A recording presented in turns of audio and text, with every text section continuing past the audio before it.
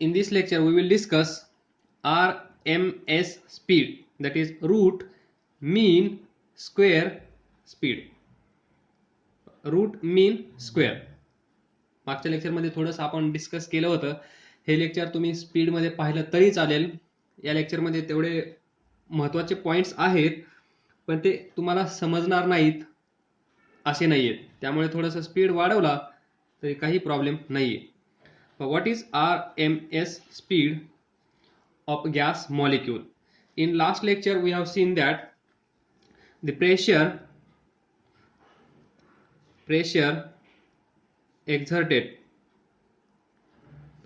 exerted by gas molecule is P is equal to 1/3 rho V bar square, where P is pressure, rho is density, V bar square means mean square velocity. mean square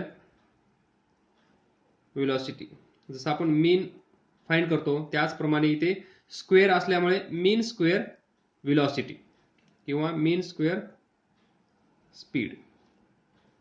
तर पहा density म्हणजे काय.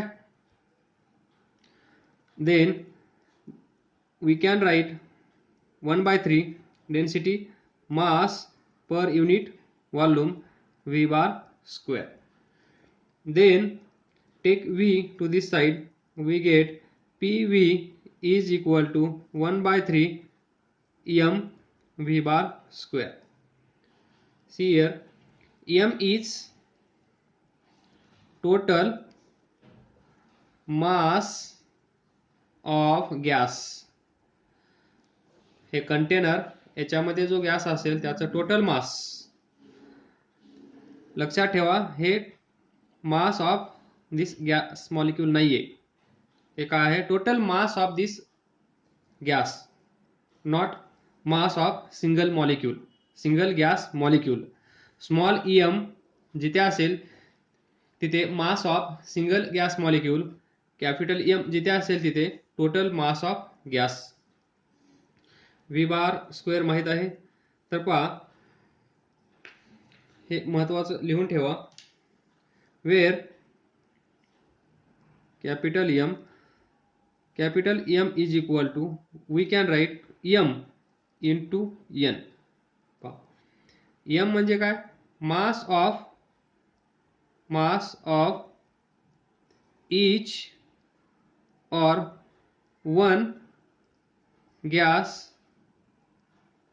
molecule, where N is number of molecules. एका मॉलिक्यूलचं mass into लाखो करोडो molecules, या दोघांचा product घेतला तर आपल्याला काय भेटेल, टोटल मास ऑफ गॅस. हे लक्षात ठेवा. Capital M total mass of gas. Capital M ला आपण असं लिहू शकतो, small m into N, where small m is mass of each gas molecule किंवा mass of one gas molecule into number of molecules. अलग लक्षात, एक गॅस मॉलिक्यूल आहे हा, त्याचं मास m आहे. असे आपल्याकडे जर 2 गॅस मॉलिक्यूल असतील तर त्यांचं मास किती असेल, 2m. असे आपल्याकडे 3 गॅस मॉलिक्यूल असतील तर या तिघांचं मास किती असेल, 3m. कारण एकाच m आहे तर तिघांचं 3m. त्याचप्रमाणे अजून 1 2 3 4 4 गॅस मॉलिक्यूल असतील तर 4m. त्याचप्रमाणे आपल्याकडे n गॅस मॉलिक्यूल असतील तर n into m this is. आणि याला आपण काय म्हणतो, total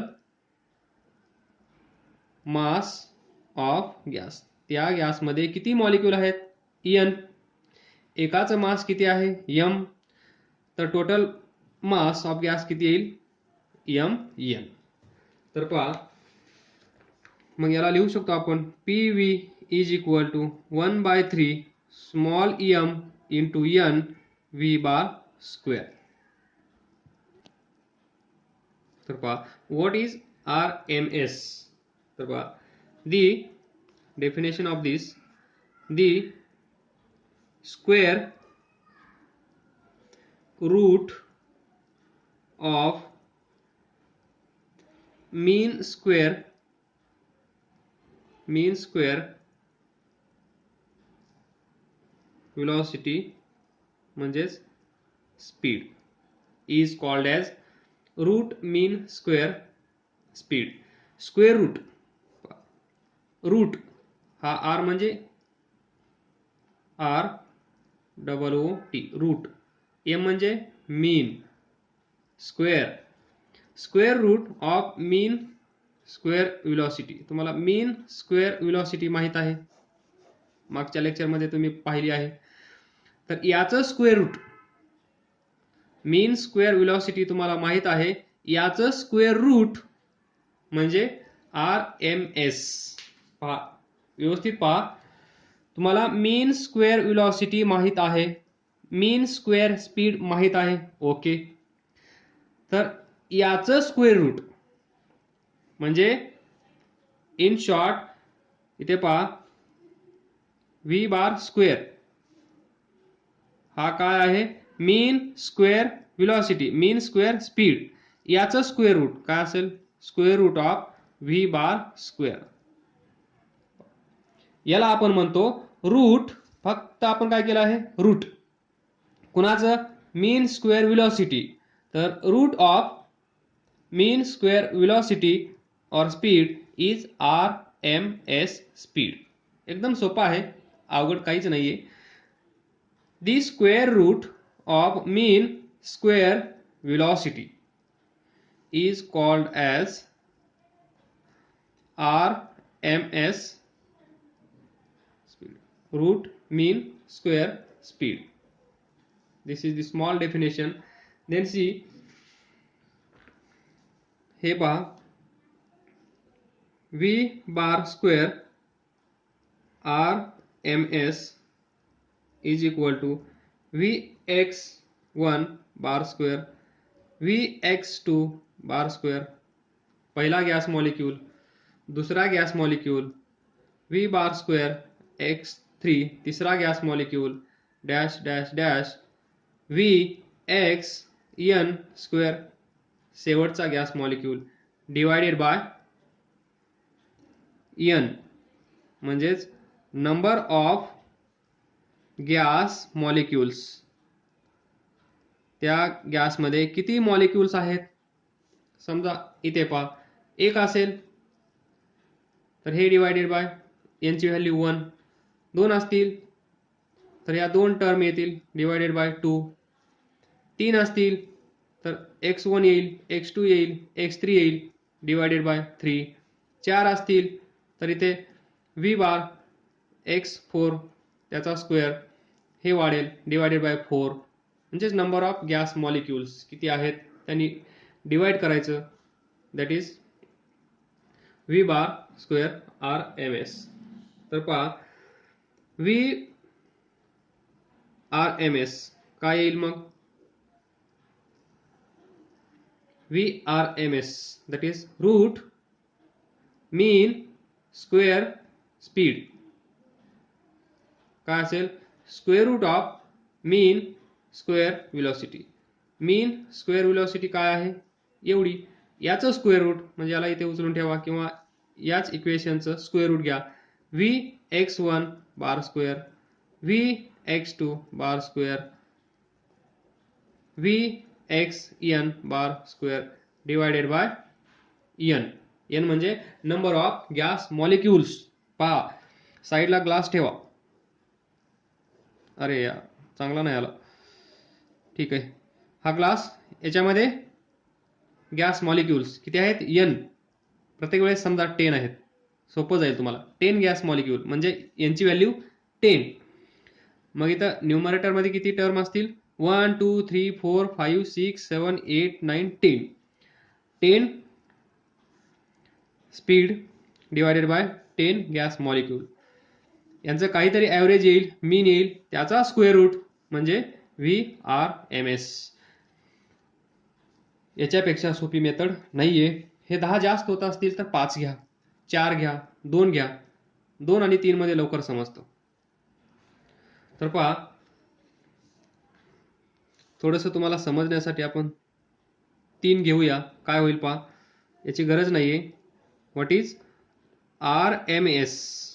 VRMS. VRMS divided by Vx1 bar square, Vx2 bar square plus Vx3 bar square divided by 3 for 3 molecules. आता चांगलं समजलं असेल. त्याचं स्क्वेअर रूट घ्या, तुम्हाला भेटेल VRMS, जे आपल्याला शिकायचं आहे ते. That is this RMS speed. VRMS root mean square speed. समजलं? तर इथे या आता. इथून पहा, हे काय आहे न्यूमरेटरला? Speed speed speed. त्याला आपण असं लिहू शकतो VRMS. हे तुम्हाला समजण्यासाठी लिहिलं आहे. इथून इथे या. VRMS is equal to, numerator पहा, याला असं लिहू, summation of Vx bar square. बरोबर आहे? काय आहे याचा अर्थ? जेवढे मॉलिक्युल्स आहेत त्या प्रत्येकाचा स्पीड, त्यांची सम, पहिला दुसरा तिसरा, तर पहा सम डिवायडेड बाय तेवढे मॉलिक्युल्स. तर इथून आपण असं लिहू शकतो, V square RMS is equal to, दोन्ही साईडचा स्क्वेअर करा, is equal to V square. हे काय आहे? स्पीड. हे काय आहे? स्पीड. सर्व गॅस मॉलिक्यूलचा स्पीड, त्यांची सम. तर याला आपण असं लिहू शकतो, VRMS is equal to V square. या साईडचा स्क्वेअर केला तर इकडचं स्क्वेअर रूट गायब होईल. मग हा राहील तुमचा V square. Average divided by N असेल, काहीतरी ॲव्हरेज येईल तो V स्क्वेअर. तर पहा, हे इक्वेशन पहा, PV is equal to 1/3 MNV bar square. तर त्या ठिकाणी आपल्याला हे ठेवायचं आहे. तर पहा, याला स्टार द्या. तर स्टार इथे पहा, PV is equal to 1/3 MN. याच्या ठिकाणी RMS ठेवा. हे काय आहे? बार आहे. V स्क्वेअरच्या ठिकाणी V स्क्वेअर RMS ठेवा. V square RMS. तर पहा, हे आपल्याला नवीन इक्वेशन भेटलं. रूट मीन स्क्वेअर स्पीड याच्यामध्ये. तर इथून आपल्याला फाइंड करायचे आहे. टू फाइंड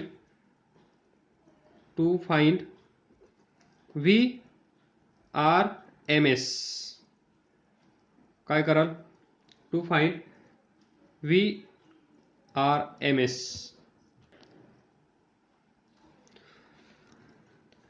काय येईल? 3PV divided by small n is equal to VRMS square. What is MN? M म्हणजे मास ऑफ वन गॅस मॉलिक्यूल. असे एवढे मॉलिक्यूल्स आहेत. तर MN म्हणजे आपण पाठीमागे लिहिलं आहे, कॅपिटल M आहे. तर 3PV divided by capital M is equal to VRMS square. तर पहा, what is density? Density is equal to mass per unit volume. इथे काय आहे व्ही बाय एम, याला रिव्हर्स करा 1 by rho V by M. फक्त याचा रिव्हर्स केला तर पहा व्ही बाय एम म्हणजे काय 1 बाय रो, तर इथे काय येईल 3 P by rho is equal to V square R M S.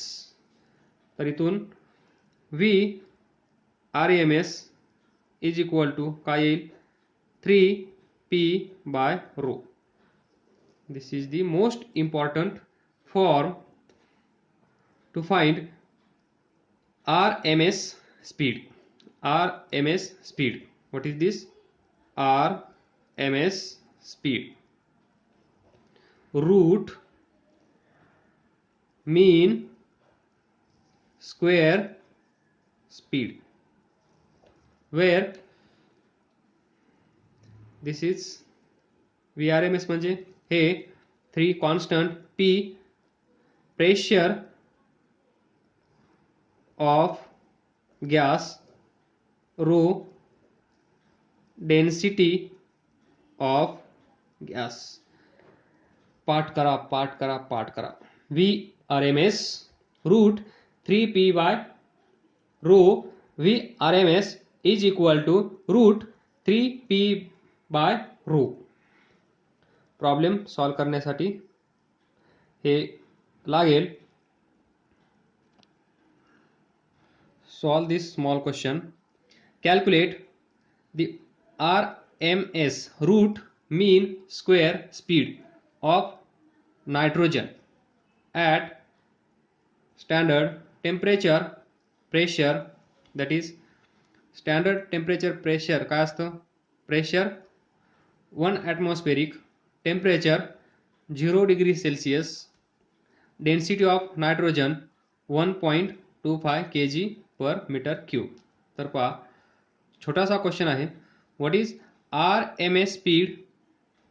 RMS speed, see here, we know that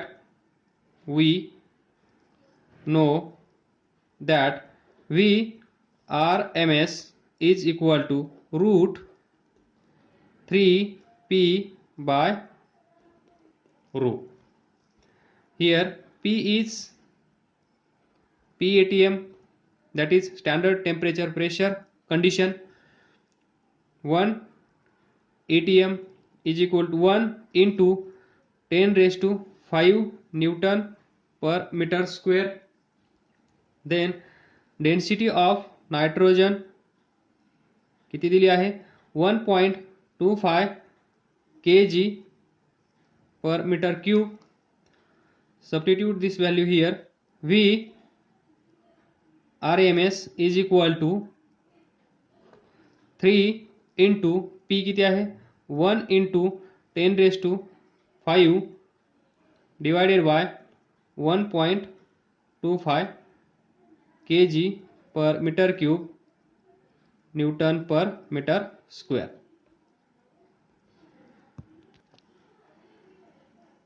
हे सॉल्व केल्यानंतर येईल V RMS is equal to 490 meter per second. This is the root mean square speed. Root mean square speed पाठ करून ठेवा व्यवस्थित terminology. Next we know that